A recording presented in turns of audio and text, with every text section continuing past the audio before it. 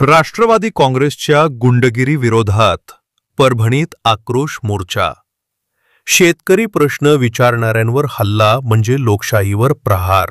नितीन देशमुख।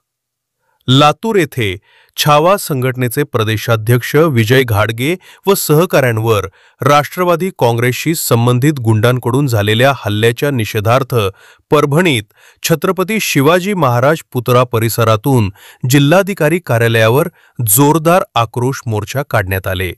मराठा सेवा मंडळ, संभाजी ब्रिगेड, छावा दल, मराठा महासंघ, शिवमुद्रा संघटना आदी संघटनांच्या नेतृत्वाखाली आंदोलन झाले। मोर्चा दरम्यान सुनील तटकरे, माणिक कोकाटे आणि सूरज चव्हाण यांच्या प्रतिमांना जोडे आणि लाथा मारून निषेध व्यक्त करण्यात आला। गुंडगिरी बंद करा, लोकशाही झाकली का अशा घोषणा देत आक्रमक निवेदन सादर करण्यात आले। हल्ल्याची सीआयडी चौकशी व्हावी, दोषींवर गुन्हे दाखल करून अटक करावी, राजकीय पाठबळ तपासावे, शेतकरी संघटनांना संरक्षण मिळावे। परभणीत गुंडगिरी विरोधी सेल स्थापन करावा। या मोर्चात वेगवेगळे मागण्या करण्यात आले।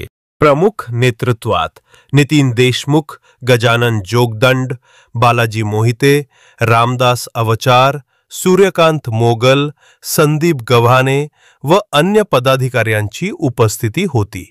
न्याय न मिळाल्यास संविधानाच्या चौकटीत तीव्र आंदोलन छेडू, आंदोलनकर्त्यांचा इशारा।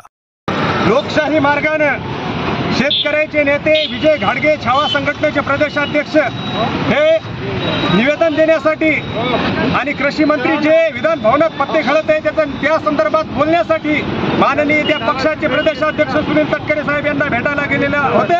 त्यावेळेस त्या ठिकाणी तिथे असलेल्या राष्ट्रवादी काँग्रेसच्या गुंडांनी त्यांना बेदम मारहाण करण्यात आलेली आहे। एखाद्या शेतकऱ्याच्या पोराला अशी जर मारहाण त्या ठिकाणी जर होत असेल राष्ट्रवादीच्या गुंडांकडून तर त्याचा जाहीर निषेध आम्ही सर्वजण करत आहोत। परभणी जिल्ह्यातील सर्व मराठा संघटना जेवढ्या संघटना आहेत परभणी जिल्ह्यातल्या आणि सर्व शेतकऱ्याची पोरं हा मिळून आम्ही सर्वजण या ठिकाणी परभणी जिल्ह्यामध्ये आज त्यांच्या जेवढे ज्यांनी लाथा मारल्या आमच्या सूरज भाऊ चव्हाणला, त्या सूरज भाऊ चव्हाणनं लाथा मारल्या विजय भाऊ घाडगे यांना, त्या सूरज चव्हाण याच्या आज इथे या ठिकाणी पोस्टरला लाथा मारून आणि सर्व ठिकाणी त्याचा निषेध व्यक्त करण्यात आलेला आहे। या राष्ट्रवादी काँग्रेस असतील, या सर्व पक्षाचे जे गुंड पळत असतील जे नेते त्या सर्वांचा निषेध